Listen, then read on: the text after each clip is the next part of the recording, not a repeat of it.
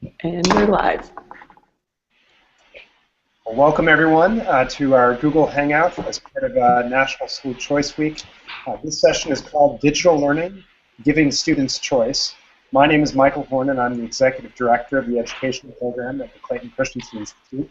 And we're joined by, I think, the biggest luminaries in the digital learning space today, in John Bailey, Susan Patrick, and Tom Vander. John Bailey, of course, is the Executive Director of Digital Learning Now. Susan Patrick is the President and CEO of iNACOL, which is the K-12 International Organization for Online Learning. And then we have Tom Vander, who's the CEO of Getting Smart and also the author of Getting Smart, How Digital Learning Will Change the World. So, Michael. Did I get it right, Tom? Yes. Terrific. Glad to be with you. Good to have you all here. What I think we'll do today is I have a couple prepared questions for each of you up front, just to set some of the stage for what we all see as digital learning, expanding options and choices for students in ways that I think no one imagined when school choice really first became a topic many years ago in our current public education system. And then what we'll do after we've had a bit of a chance to talk through some of those questions, we'll go out to the audience and take a lot of the questions that are coming from there just to have really hopefully a robust discussion about the role of digital learning in this era of choice for students and the implications going forward, both from a policy perspective as well as for individual students and teachers on the ground in different schools. So with that as a backdrop, what I'd like to do actually, Susan, is start with you and just give us an overview. How is digital learning really expanding options for students, and how should we think about what this emergence of digital learning means?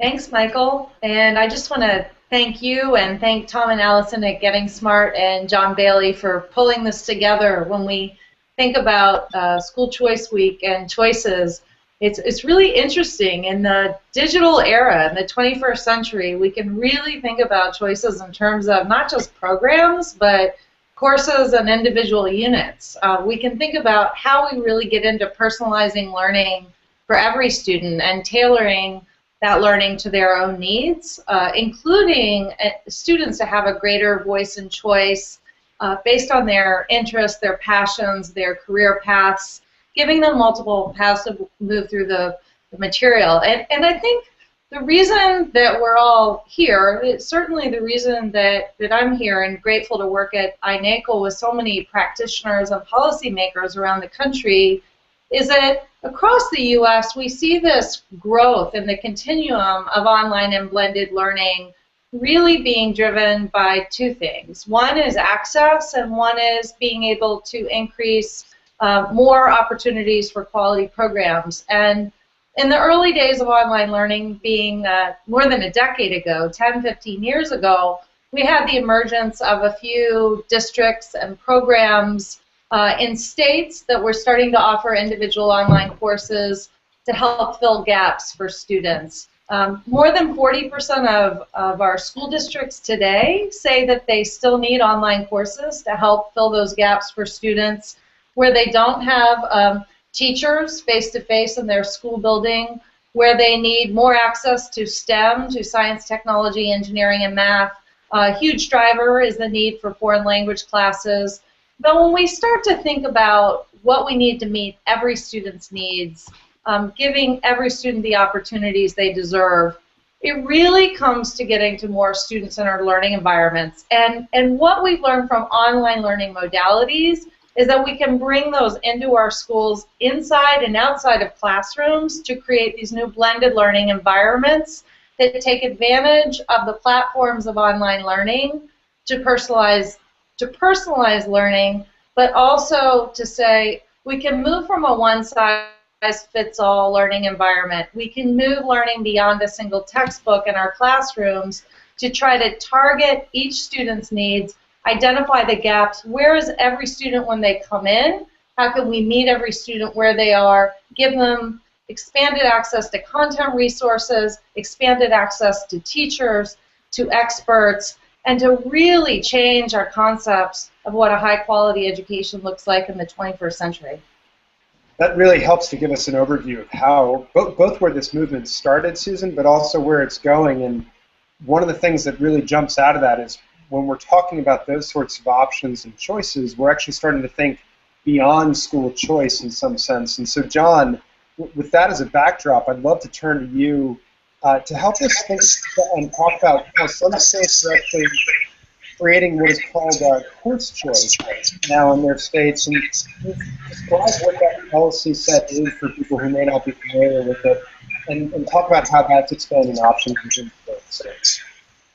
Great, thanks. And this is just such a fun format in which to kind of have this conversation. So thanks for everyone joining. And yes, I mean, you know, Susan, I think, set up really nicely the power and the promise of online learning and how it's meeting sort of multiple needs and opportunities, not just sort of one need. And as Michael just mentioned, you know, all this week about is sort of school choice week, and it's been interesting because that's really where the debate has always been. It's been essentially sort of about picking your school, and increasingly what we're seeing is that in much the same way that the internet and things like iTunes sort of unbundled albums and other sorts of collections of things, we're seeing it sort of do a very sort of similar issue and trend inside of education as well, where it's unbundling the education options, where students have increasingly the opportunity to take a lot of their courses at a traditional school, but also take a couple of courses via sort of course choice policy from online providers. And in a couple states like Louisiana, it's not just online providers, but there's face-to-face providers, there's blended learning providers, and these options really are just that. They're different alternatives and options for the same type of coursework that they might encounter at their school, but taught in a slightly different way. So if you're a student that learns really well online, you have the chance to take a math course or an AP course online. If you're a student that wants to learn more about math and science, but do it through welding or do it through other sort of trade and technical kind of career options, they have that opportunity to do it in face-to-face or with blended learning. And so we really think this is going to help really customize the learning options for students on a course-by-course basis. It also sets up, we think, huge opportunities for school systems themselves, that this is a chance for them to share some of their best teachers. That throughout American public education, we have a lot of Sal Khans out there that are experts at teaching reading and math and science and history, and this is a chance for them to share those teachers and those courses with students around their state and also around the country. And we're seeing this take off. I'm going to try something here where we are seeing this course choice legislation. Florida and Louisiana in particular kind of really led the way, but increasingly we're seeing other states pick up on this. And just to sort of illustrate that, we looked at states that passed course choice legislation over the last couple of years. The most amazing thing about this is that it's passing with huge bipartisan majorities in almost every single instance, whether you're talking about Florida or Georgia, Louisiana. There was some big piece of legislation that passed in Texas. It is passing both the House as well as the Senate with about 60% of the votes in each individual case. And so it's just very rare you see either that type of bipartisan support, much less the type of opportunity to generate that much positive support for any type of education reform. And so we really think this is a huge opportunity for teachers, for schools as well as for school reform systems as well. Great, thanks, John. That's a super helpful way of thinking about how course choice is starting to expand options and really take it beyond school choice. One of the things that I think we all think a lot about in this space, and Tom, I'm going to turn to you on this, as we think about digital learning and what it's bringing to the notion of school and education, is not simply access to the same old courses, but you've heard it in both Susan and John's answers, this sense of being able to start to personalize for students in the ways that they actually learn, to build off their strengths and actually educate them better. And Tom, you've written a lot about this in Getting Smart and on your blog, both there and at Education Week. So can you help us wrap our heads around how personalized learning is actually expanding options for students as well? Thanks, Michael. I call this the personalization hunch. I think everybody on the call is confident that increased personalization is going to significantly boost achievement and completion. And I think about that as more learning per hour and more engaged hours per day and per year. And that's how I think we're going to dramatically improve achievement. You know, for about 25, almost 30 years, a lot of us have worked hard at making sure that every family has access to at least one good neighborhood school. That's going to continue to be really important, particularly for K-8 students, because the custodial aspect of school is going to remain really important. But increasingly, we can think about this digital layer of opportunity to personalize learning, and both in the formal sense that John talked about it, of enrolling in another course, but also in the informal way that happens either at school or at home. And now we're thinking about personalization and choice, not just at the school level or the course level, but really down to the unit level, and whether a kid is learning fractions or fractals or the French Revolution, there's always another way to learn it. And that's what's so cool, is thinking now in terms of playlists customized for every student. And I just love how in the last really 18 months, this sector has embraced personalization and increasingly personalization as sort of playlists and projects. These customized learning trajectories for every kid that combine the power of technology and really scaffold kids to engage in really authentic, team-based, community-connected learning. So I'm excited about personalization in both of those respects, in the way that it creates this whole new layer of opportunity, both at school and anywhere, anytime. Terrific, and I think what we're starting to get is a picture that to your point, Tom, it expands learning beyond the four walls of classroom, which almost becomes an antiquated term in and of itself. Right. One of the questions. It does. I mean, we can really start to think about learning as a bundle of services. You know, we've always thought about education as a place, a school down the street, and increasingly it's this bundle of experiences that happen both formally and informally. So let's turn to the role of teachers in that. We have a question from the audience. Tim Krell asks, so master teachers is one way or one role that adults will play in online student learning. But what are the other changing roles of teachers? And the follow-up question from that is, how can higher education actually prepare teachers for these sorts of changes? So I'd love to actually hear from all of you some of these new roles that you see for teachers developing, and how do we help teachers make this change? Tom, you want to jump in first, or Susan, if you want to jump off mute, and go ahead, Susan. Thanks. Sorry about the delay there. I think it's really important to think about these new learning models and choices with online and blended learning, not just taking the old way we defined a classroom, a traditional classroom, and the role of the teacher, and then putting those in a virtual environment, or integrating technology in a traditional classroom. It's really about taking these powerful ideas behind each individual student with a personalized learning plan, having education be a hub of these learning experiences that come together, where teachers are really important. The assessment of when learning happens and what that mastery looks like, where a teacher becomes both coach, concierge, and the supporter of that student's learning experience. Tom?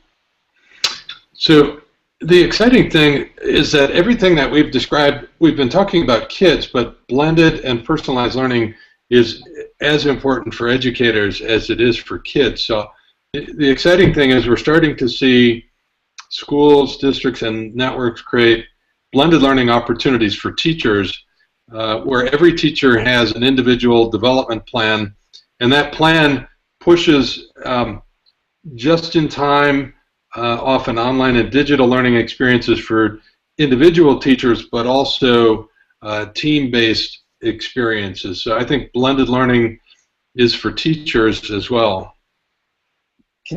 Let's actually dive a little bit deeper on that. There's a number of school models right now popping up around the country that are starting to do this sort of work, put these models together, create these sort of professional development opportunities. I'm just curious around the horn, if you will, which ones stand out to all of you as the models that you look to and say, gee, that's a place, keep an eye on how teacher roles are evolving there.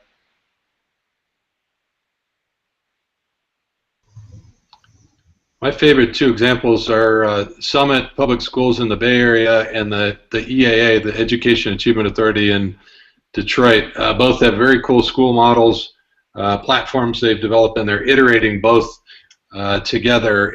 The cool thing is both of those networks use their own platform and their own blended learning strategies to personalize learning for teachers. And Summit's probably the best example that I've seen of a competency-based progression where it's really clear to teachers how they move from level 1 to level 2. And I love the broad dashboard of indicators that they use in the sort of 360 evaluation that really embraces peer feedback, student and parent feedback, as well as school leader feedback. John, you have a favorite you'd throw on top of that? So I agree with Tom. I mean, Summit, I think, is a powerful model. I know we all mentioned Rocketship at different points, and I think that's an interesting model just because they combine a lot of different reforms together with both some human capital reform, working with Teach for America, as well as curriculum and school redesign. I've been actually struck in many ways with the work that Joel Rose has been doing, in part because he's trying to take existing models and convert them, which often is just hugely difficult and challenging, just because it's so difficult to take a teacher who's been teaching the same way for a period of years and help them understand sort of a new approach that can feel completely overwhelming, but is actually some of the most empowering type of teaching that I think we hear from them that they've ever experienced. And then I've actually just been really excited by what's coming out of the Louisiana course choice model, in part because of the sheer range of teachers and the types of teachers that are coming out in the various types of providers. It is everyone from higher education professors with LSU. There was a group of teachers, foreign language teachers, that put together their own group. So they're teaching in school part-time, but then they're also going out as an online provider, as a nonprofit, to help sort of teach foreign languages versus the course choice. And then they have nonprofits like Florida Virtual. I just think that program captures different types of models and the different types of opportunities this has for teachers in terms of teaching and what that might mean.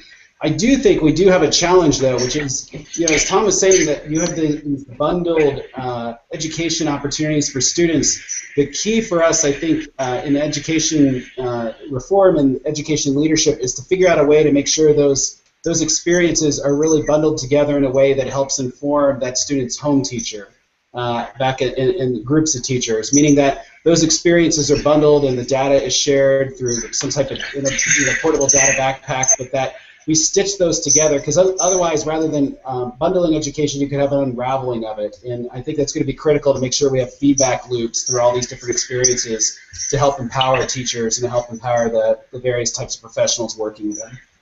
Yeah, Michael, I'll just underscore that John and I are working on a paper on next generation guidance. We think that's super important to sort of rethink the whole distributed guidance system so that students and families are making good academic choices, good life choices, and that this variety of experiences really adds up to high quality college and career preparation. Perfect. Susan, let me send this next question your way from Rob Hall. He's wondering about the qualities and skills that districts should be looking for when they're hiring their teachers for blended learning. His interest in particular is in the flex model, which really mirrors the Summit Public Schools that Tom was talking about earlier. How should districts be thinking about the skill set that teachers ought to have and what they're looking for now? Yeah, this is a really important question, because whether we're talking about Summit or Florida Virtual School or VLAX or the EAA, all of these models are slightly different in terms of their instructional design and the kinds of competencies that teachers need. There are, we think, a core set of competencies that are really important in these personalized blended learning models, and iNACOL is working with the Learning Accelerator right now on helping to map out these blended learning teaching competencies for teachers, and it's a complicated process. So we're gathering information from the existing job descriptions and also the really important skills on how to use data to differentiate instruction. What do you need to know and do about teacher communication, student-to-student access to content and collaboration? How do you really pinpoint, and once you've identified the clear learning objectives, when kids don't get there, what do you do next in terms of digging into the student supports, finding other content resources? Like Tom talked about, it's really exciting to see the different modalities, the different examples, and the different ways students can learn now. It's not restricted to one size or one way of teaching, but how do you really focus on the range of competencies that teachers need? How do you help provide the professional development and the support, as well as change your thinking around evaluation and continuous improvement in terms of giving teachers the supports that they need? As much as we talk about student supports, and those are critical, from counseling and guidance services as well as tutoring, we have to really think and change our thinking around educator supports in real time and model these practices with our leadership and with our professional development for educators. Perfect. Thanks, Susan. One of the things that I think people listening probably starting to get the feeling of is to the question of where is the best professional development for existing teachers to start to move into this world. A lot of these resources are being invented on the fly and based on the instructional model in which they're being used. And so, to Susan's point, and what Tom has said and John has said as well, a lot of the best resources for this actually live very close to the schools inside of their own platforms at the moment. And in the case of Summit, for example, they make those resources free and open to the public.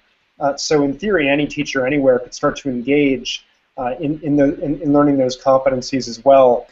In addition to a shameless plug, MOOCs like the one that I created on the Coursera platform about blended learning with the Silicon Schools Fund and New Teacher Center.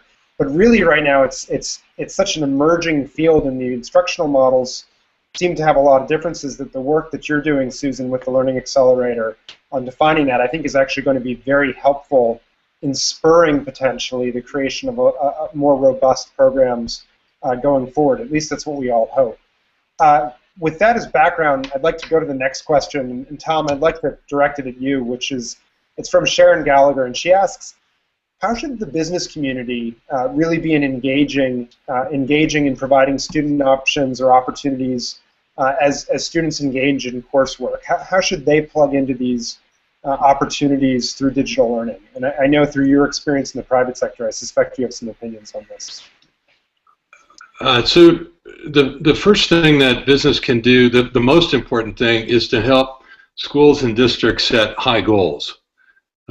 Business really does need to describe the knowledge, skills, and dispositions that are critical for today's economy. So that it is really, really important. As schools and districts are adopting new goals, I think it's super important that they not get completely myopically focused on just reading and math, that they think about what does college and career readiness really mean. And I think having business people describe the importance of communicating effectively in a broad sense, working in a team, those work skills, that's super important. The second thing that I'll mention is work experiences are really, really vital. Debbie Meyer likes to say that young people need a chance to be around adults they can imagine themselves becoming.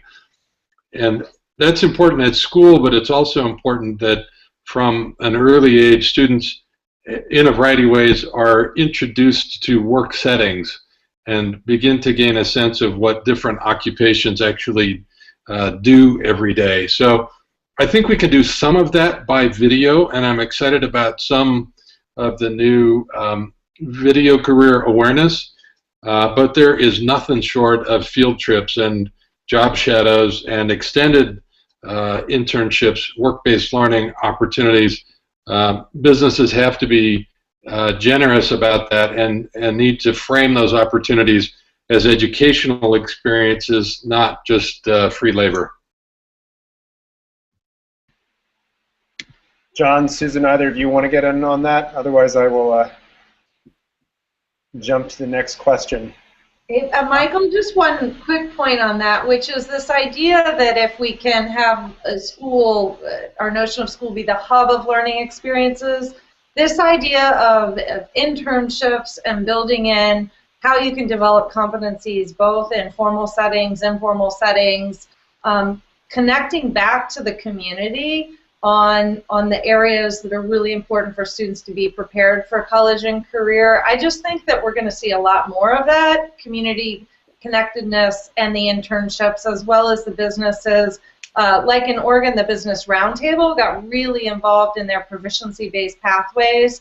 Hopefully we'll see more and more partnerships like that, identifying resources in the community and bridging and bringing down the walls so that learning can happen truly anytime and anywhere. It's a really important point, and one of the things that I think it's one of the common points. I think sometimes politically, National School Choice Week gets put in one camp, and then you have others who are seen maybe as opposing ed reform in the others camp. One of the interesting things is a lot of folks have for a long time asked for community schools and things of that nature. And in many ways, what I think you're suggesting is that digital learning is actually a pathway to getting there by changing how the use of time in schools, how teachers and students can interact, and really open up time for students to start to explore in the community. And I think we see that happening. There's a danger in using one example too many times, but Summit Public Schools literally gives students 4 periods during the year where for 2 weeks they are not in school and they are exclusively in the community in internships and things of that nature, while their teachers are actually using that time to get professional development. I want to move on to, John, were you going to jump in? Yeah, I think there's some, what we were just talking about here with Tom and Susan, and just building on yours, it's hard to overstate the importance of this, because it really is like a fundamental shift in education, and it's you know, and again, the whole frame of this week is about sort of school choice, and we still think it's a schooling and not all these varied education experiences, you know, have available to them online, and then as Susan was mentioning, offline in the community. And I think we're seeing this in lots of exploration with the use of badges. I think of Mozilla's experiment with open badges in Chicago as a way of trying to capture and credential to some degree the experiences students in Chicago had. It was fascinating talking to Mozilla about that, and that their most difficult time wasn't the badging ecosystem or working with the providers. It was working with all the lawyers at the school system with trying to help keep track of what these badges would be used and how they would be used. And so, you know, that's important. And just to illustrate it more, we were really struck by the announcement with the Los Angeles Public Library System that they had partnered with an online school, and now at any one of their branches in Los Angeles, you can take up to, there's like 850 courses that they have available. You know, that's fascinating. What does that mean for the library? Like, is it a library? Is it a school? What does it mean for those students to have that option? But it comes back to, I think, what Tom was talking about, which is how do we make sure that these are seamless experiences? It's great for students to have after-school experiences, be working in the community, but how do we make sure that all feeds some type of feedback loop so their parents and their home-based teachers are getting sort of the full picture of what experiences and challenges their students are facing in their learning? That's a really good, important thing. Yeah, go ahead, sorry, just one more on that point, which is I think that's huge on this idea of badges and kids developing these competencies. you'd love to see the educators become the assessment experts on what high levels of learning look like, not the lawyers in these programs. And that is really going to be the key to guiding how different teacher prep looks like, too. It's really interesting, actually, if we look at higher ed, right? Western Governors University, they've changed the role of the teacher into 3 roles: content expert, learning coach, and mentor. And then the third is assessment professional, really, who's there to look at performance assessments. So that really speaks to your point, Susan. Tom, if I can send the next question your way. Julia O'Grady asks, how did Summit and some of these other schools that we've mentioned start to initiate the move into these blended learning programs? Was it through parent involvement, teachers? What was the impetus? And how do you start to think about change management? I think that's what this is really getting at. Yeah, it's a great question. So the 2 that I mentioned are really the result of very knowledgeable education leaders that built a team and went through a design thinking process to combine a school model and a learning platform. So I would call that design thinking sort of from scratch. The second one, the second pathway that I think is super important right now is teacher leadership. The most important trend in education, and really in the last 3 years since the mobile inflection of 2010, is teacher and student adoption of digital learning resources and mobile apps. So leveraging teacher leadership has become very, very important. District leaders can't and shouldn't even try to develop a plan without understanding what teachers are already doing. And then the last thing that I'll mention is that all of us are really fans of Mark Edwards in Mooresville, and we think that's a good example of a leader that created a sense of community. And I call it an enterprise model where they're all using the same set of strategies and the same IT stack, but Mark's done it in a way that really embraces a sense of community. Teachers and students and community members really feel like they have a voice in that process. So as we tried to illustrate in the Blended Learning Implementation Guide, this really starts with a community conversation and leaders that create these temporary agreements about how things are going to look next year. Perfect. So we have 3 more questions I want to get to, and John, I want to start with you on this one. It'll be a fun one. It's from Lori Gully, who says, we're still hearing the grown-ups who make decisions for what is or is not available to kids struggling with unions and state certification when these digital teachers are not local employees. Online teachers are not local employees. Are you seeing any developing policy around certification across state lines for virtual teachers?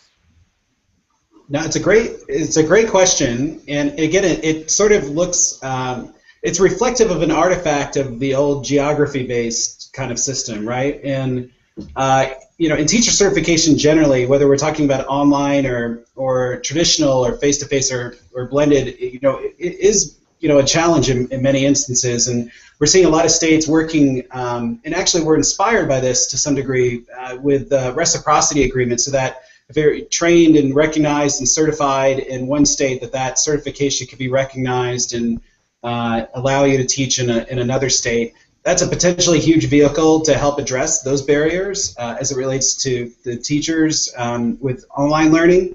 We think that also becomes a model to help break down other barriers in the online learning space. That if a provider has gone through a really rigorous review process that measures its outcomes based on the iNACOL quality standards, if it's gone through that in one state, does it really need to go through that in all the other states, or can that sort of recognition be given either a blanket approval or a fast-track approval in other states? So the notion of reciprocity is going to be critically important, as well as I think, you know, I think the context of that question is just looking at what are the other policy barriers that restrict these range of options, whether it's teacher certification or whether it's course approval and provider approval, and those are ones that I think everyone on this call have been really, passionate about working with policymakers to be thoughtful in a way to not just let anyone sort of come in and lower the quality bar, but how do we do this in a way that increases options but also sets a really high bar for quality that helps protect the teachers as well as the students, and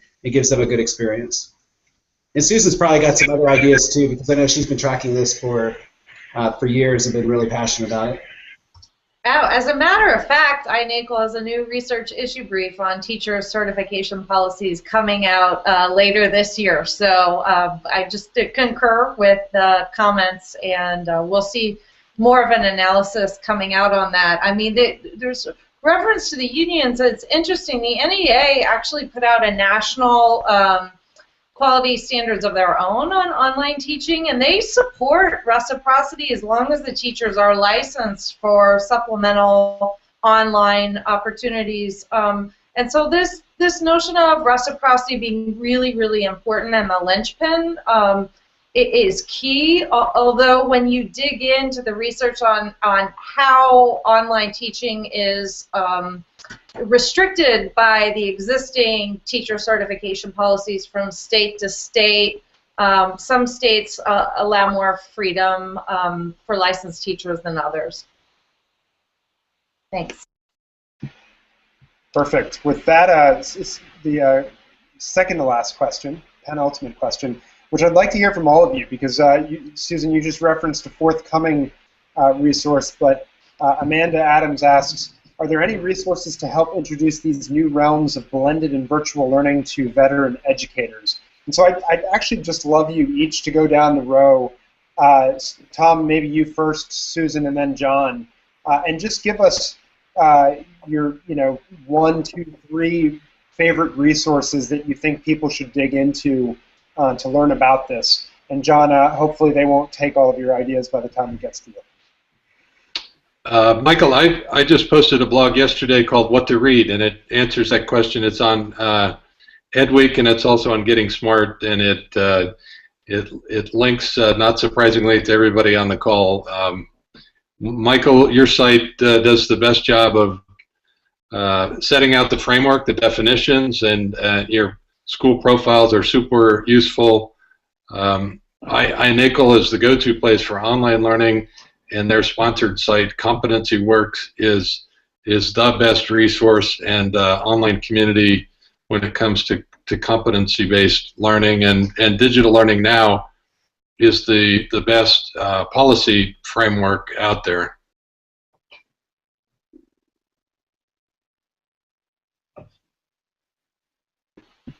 I just say ditto. I was going to go around all of the organizations and just say it's really nice having such a collaborative group of people try to identify the resources that are needed in the community and kind of divide and conquer. And as those of you on this Google Hangouts identify things that you need, whether it's research, iNACOL also has a website, How to Start an Online Program, which walks you through a series of questions. Sometimes early on, even asking the questions is difficult. Digital Learning Now's policy framework is just terrific, and the Getting Smart, Clayton Christensen resources, and all of Tom's blogs on EdWeek and otherwise. Just a series of good resources depending on what you're looking for. We also have a research clearinghouse in partnership with Michigan Virtual University's Center for Research. So let any of us know, and we'll try to help point you in the right direction.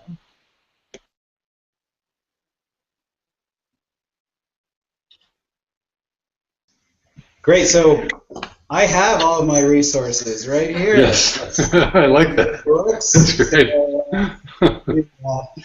So anyway, in all seriousness, like I think the books are great. Getting Smart, Tom's book and website, Clay Christensen and Michael's book with Disrupting Class, great, and really, I think thought-provoking. All those are great because they don't just give you sort of a recipe, because I don't think there's like a one-size-fits-all approach to this. It's really wrestling with the questions and what does it look for you. And the same thing with the Christensen website is that they're great at sort of helping to highlight how schools are experimenting with the different models. iNACOL has some of the best sort of idea generators out there around quality and around how to think thoughtfully about online learning, about myths. We do a lot of white papers and videos where we really try to help collect and synthesize a lot of the ideas and expertise out there. I do want to plug, Michael's MOOC course, and whether you take Michael's MOOC, just being a consumer of this, you learn a lot. It puts you in the seat of being a student and realizing what works and doesn't work and what's theoretically great but not practically great. And so I did start Michael's MOOC, but I did not finish it. So I am a non-completer.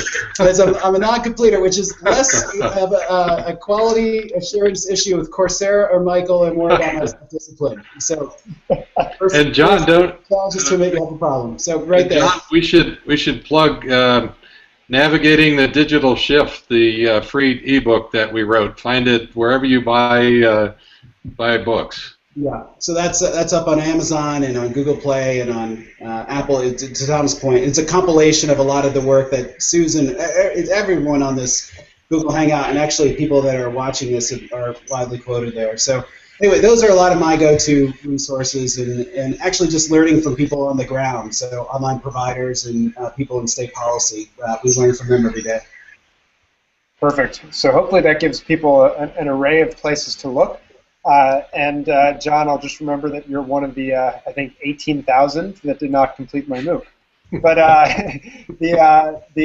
so the final question I just want to end with, and John, I'll start with you, and then Susan, and then end with Tom, is from Julia Zadella, and she asks, what do you see in terms of education policy in tonight's State of the Union address?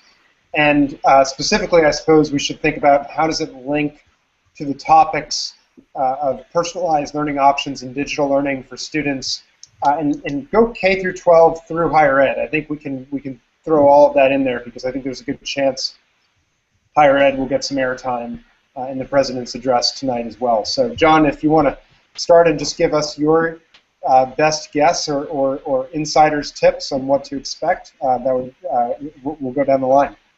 Sure. I think today we're going to have a very, this is not, this type of State of the Union at this point in a presidency tends to not be sort of very grand, launch to the moon type of vision sort of things. It tends to be sort of more practical and what can be done. I think we'll hear a lot on education. I think we'll hear a little bit about the E-rate and the President's Connect Ed proposal.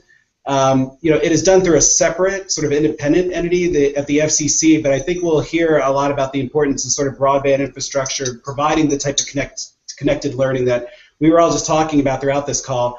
What I hope to hear as part of that is how some of those E-rate opportunities will be expanded to cover some of the virtual schools and the online schools that provide some of these rich opportunities. Right now, E-rate becomes like a very institutionally based program, and so there's challenges with the E-rate, but I'd love to see the President sort of challenge his team and the FCC that are working on it. On higher education, I think we'll hear a little bit around college affordability, which is just become sort of a crisis in terms of student loan debt and other issues, and about competency-based learning. I think we'll hear about alternative models of higher education that are popping up, including like General Assembly and programs like that. I think they'll give a nod to it because it fits this nice sweet spot between job training, higher education, and also just continuing education. I love how the General Assembly people talk about it. They talk about it as leveling up, and that increasingly is what we all need to do in life, is to level up, and that's not going to be going back for 4-year degrees. It's going to be through quick courses that those type of institutions are providing. We may actually hear a little bit more about technology too with open data. The administration just had a big data palooza about when you make government data more available in a machine-readable format, innovators can do amazing things with it. And so it's an enabling innovation that can help with a whole variety of different problems in education. Anyway, so those are some of my wishes. I actually would hope to hear another call, a very strong call for ESEA reauthorization. That we are way late on this, and until we really have sort of a consensus that this is a national priority to establish, and reauthorize the law and modernize it to reflect all the new types of models we've been talking about today, it's not going to happen. So we really need to a strong call for ESEA reauthorization. Amen.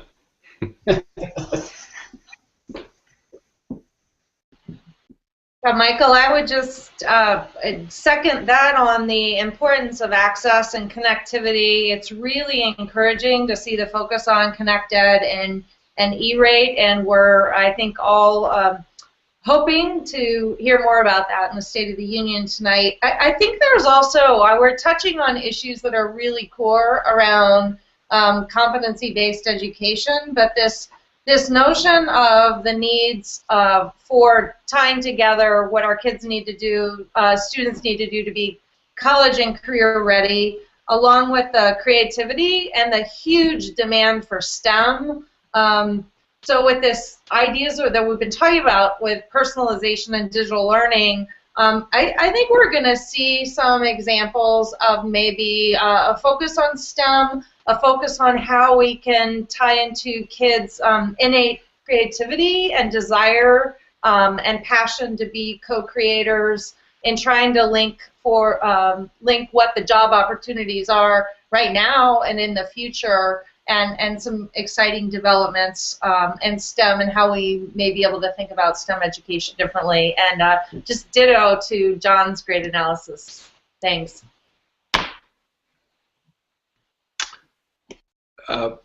Michael, I hope he plugs full and part-time online learning.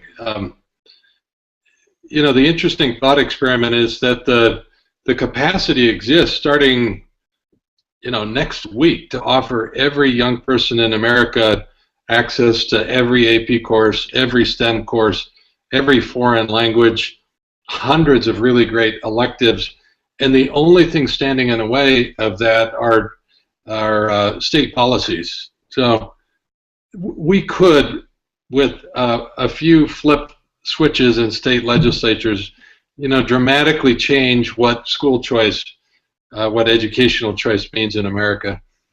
Second thing, I'm going to talk about Common Core. The president will have some of his advisors encourage him not to mention Common Core, given all the furor.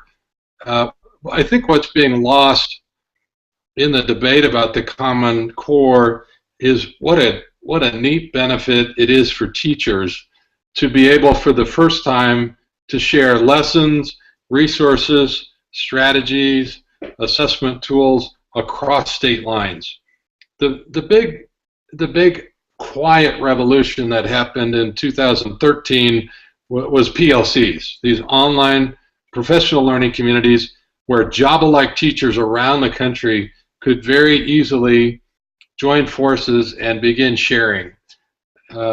And the Common Core is that kind of massive platform for sharing. It's an innovation platform where we can build new tools and create new schools in this much more collaborative sort of way. So I'm getting really sick of the politicized hype around the Common Core, and I keep trying to call attention to the sort of benefit that the combination of digital learning and Common Core is creating for teachers and kids today in classrooms around America.